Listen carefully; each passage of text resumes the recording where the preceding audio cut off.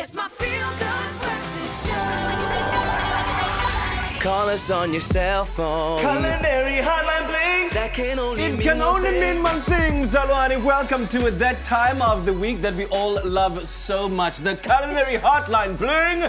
Ting, ting, ting. Of course, you can call us on 021-430-9881. That's the new number we're using, by the way. And a pleasure to welcome back my sister from another Mr. Umzoli Stonene. Come on, guys. It's not Danish. She's back in the kitchen. Have we told you how proud we are of you? Oh, thanks, man. I'm also quite proud of myself. Your achievements are absolutely extraordinary. And you were telling me that you're actually quite a Johnny Clegg fan as well. You went to go see him live. I went to see him for New Year's a couple of years ago, and it was like the best New Year's I'd ever had. Right? It was amazing. What's your favorite Johnny Clegg song? Oh gosh, I don't know off the top of my head. I love them all. Sing it quickly. We are the scatterlings of Africa. How big am I, my way? Oh, we're about to dab. That's why we stopped. Listen, we can't wait to hear all of your culinary conundrums that have been plaguing you throughout the week. But let's take some of them that came to us via social media. And I want to take this one here that came that says, well, Beijing is most well known for Peking duck, is it? Oh, Peking duck. Yes, Peking duck? Peking duck, because Beijing used to be was called Peking before it was called Beijing. Okay, all right, Yeah, all right. so Peking duck is like the speciality, and you eat it with pancakes. So Peking duck and pancakes was amazing. Oh, right, But the okay. duck was looking at me because they give you the head. They don't tell you that you're supposed to eat the brain as well. So that was a bit of a culture shock in China. I was like, oh, I think it's looking at me. And my sister was like, no, it's just duck. Oh, and I was my like, goodness. no, that is an eye and that is a beak. And then the guy said, oh, eat the brain, eat the brain. But tell me And I was about like, that experience, because I mean, I've eaten like chicken head before. And then yeah. with everything, you eat the eyeball and the brain and you the eat skin. an eyeball of a chicken?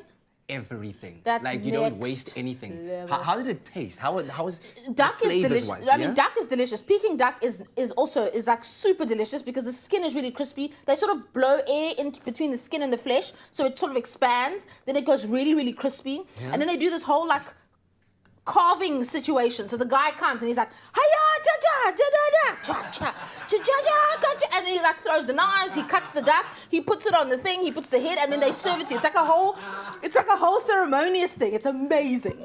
Peking duck in Beijing, must do. How delicious is that good? That was amazing. Okay, all right. Let's take a question that relates to pancakes. Yes. Comes from Tony, who says, how do I make pancakes without eggs? Or alternatively, what is good? Was it a good egg substitute? My mom doesn't eat eggs, so obviously he wants to make pancakes. Well, but the without pancakes that you eat with the duck doesn't have eggs in it. Okay, so what you good. can do actually is just take a regular pancake recipe and substitute the eggs for extra oil. So every egg, use half a cup of oil, and that should balance it out. Yeah. But what about the consistency? I mean, the oil isn't nearly as thick as the egg. No, and- so the egg in a pancake is usually for the richness and help the color as well. Yes. So it doesn't really. Yes, it makes it a bit more tender, but oil does exactly the same thing in baking. So Okay. it'll be fine.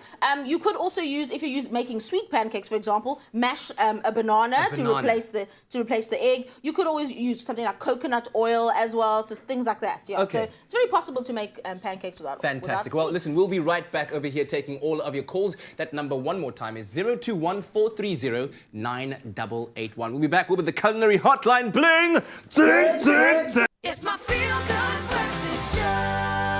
Okay, so listen, I thought I got the entire steez of what Zola was doing in China on Instagram, but clearly not. I mean, the people that invited her and hosted over were of such a caliber. Can we just talk about the highlights of your trip to China? Because that's what we're focusing on right now in this Culinary Hotline Bling, about Chinese food, Chinese-themed things.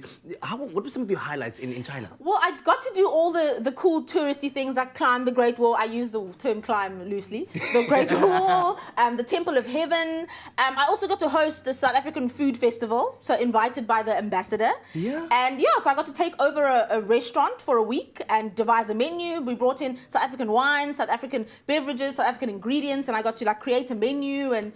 Yeah, lots of people came. For the whole week, you were the head chef I of was the top head chef. Chinese restaurant, and they were waiting on you to tell us what to do. Yes, I had to go in and like sort of teach them about the ingredients, like what pap is, what biltong is, like all those ingredients, and teach them how to create my menus when people ordered, because I couldn't be like in the kitchen all the time. What did they say about the food that we eat? They actually, Chinese people are really interested in what defines South African cuisine, and I sort of was trying to explain to them that we're so diverse in our cultures and our cuisine that it's very hard to pinpoint one thing as Yes. South African African cuisine. So yeah, so they were really excited to learn about the ingredients and like taste everything. And you were learning too. You made dumplings and I went, you know, and every noodles time from scratch. Every time I go anywhere, I make a point to go and learn a skill from that country. So I learned how to hand stretch noodles. And I learned how to make my own Chinese dumplings from scratch. I even bought the rolling pin and this massive cleaver that's like really dangerous. And I know the technique now to roll the dumpling. Why does It's it seem like you got up woman was Why? like, You're gotta doing it move like with you're You gotta dancing move as with well. it. That's Yeah. so cool. So, yeah. Oh my word. Okay, you are officially our international foreign ambassador of all things culinary. In fact, right now, let's speak to somebody who wants to ask you a question. Rishan, I believe, is on the line. Good morning, Rishan. Okay, so Rishan isn't there, but we do have her question here. Asking quite what might seem like a very simple question, but how do I make scrambled eggs? Is it one of those, well, just put them in the pan and glitz them? No, well, it isn't because scrambled eggs should be eaten quite moist. And what people usually do is they cook them too fast and then they get really dry. So first of all, you need like a really low pan, okay? Yeah. So this one's a little bit hot, but we'll turn it down a little bit. Okay. Then crack your eggs. Usually for like one portion, you'll do 3 eggs. Okay. Then season it with salt. Purists say you should only ever season eggs with white pepper. I like to break some rules. So black pepper, it is for me. Because you're international ambassador of South Africa for food, so you can make your own rules. And then some people add cream or milk just to enrich in it. Sometimes if you overcook your scrambled eggs, you'll find that liquid leaches out. So if you add extra liquid, it'll leach out. So that's why you got to cook them really slowly. So I like a little bit of milk just for a little bit of extra richness. And then I like to cook them with a bit of a combination of olive oil and butter, just for flavor. Okay, so then, so the pan should be a little bit So cooler essentially, than this. what you're going to be putting in there is just all depend on what kind of flavor profile you want. Absolutely. Butter, olive oil combination or whatever. Some people use coconut oil even because they like a bit of a tropical egg situation. Okay, so this is a little bit hot, so if it's your going to pan sizzle. is smoking like this, do not put the eggs in No, yet. not yet, but I'm going to do it and then stir them up really quickly, okay? So then you can see that they're starting to cook very, very quickly, much like we do, you know, we make an omelette, basically. Yes. So you want to make sure with scrambled eggs, you move your eggs around consistently, right? Yeah. And then once it gets to about this stage, take it off the heat, okay? Remove it from the heat. I'm just going to put it here so that the camera can see it properly, okay? And So then that at this wasn't even stage, fully cooked all over. scrambled eggs are cooked. Look at Easy as that. And remember, the heat that the eggs are holding will continue to cook the scrambled eggs. You don't even think about that, is it? And look at that. I mean, you like them to be nice and moist, especially if you're going to be having them on toast with some avo, salt and pepper on top. You want all of that moisture to soak into the bread and make it delicious. I mean, how delicious is that good? And the perfect description of what the texture of scrambled eggs and an omelette should be is baveux.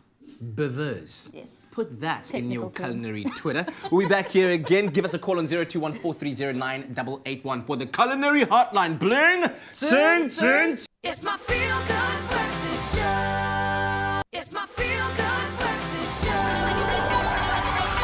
Call us on your cell phone. Culinary hotline bling! That can only mean It one can only mean one thing, Zalwani. That time of the week, it's the culinary hotline bling. Ting, ting, ting. You give us a call on 02143098881. We're talking to Zola about her trip to China, which was amazing, but also, of course, taking your questions. We want to kind of theme everything around her trip in China, inspire it that way. I don't know if this particular recipe is inspired by China, but Violet wanted to know about how to make red coconut cake. Wow. Okay, so when I saw the question, I was like, oh, I don't actually know what that is. So I did some research, and from what I could understand, it's like those coconut bomb cakes. You know, those ones that are red on the outside, and then they're coated in coconut. I've only actually ever seen them or eaten them in Durban myself. Like at tuck shops, right? Like they sell them for like $5 and then wrapped tight in the cling wrap type thing. Exactly. So that's what I understood it as. But then when I sort of researched, it looked to me like it was basically like a red velvet kind of cake, coated in coconut. Yeah. Those used to dominate my schooling days. I know, hey? and those ones actually, those bombs that I remember from my childhood are actually vanilla sponge dipped in like raspberry or strawberry jelly, then coated in coconut. So that's why the outside, just the outside is red. But these are red velvet cupcakes, or you could, you know, bake red velvet cakes and or hush puppies or Hush puppies.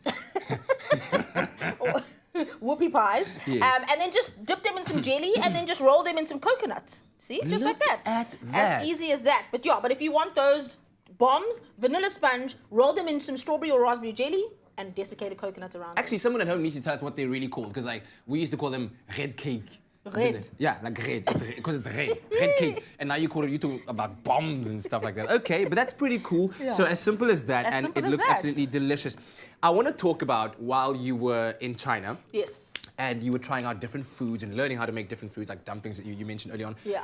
What was the most memorable food that or most interesting food that you tried, good or bad, for whatever reason? Okay, so the most interesting in a good way, definitely a good way, In a good way, was okay. durian. So durian is notorious for being banned from hotels, from taxis, from vehicles, from public spaces.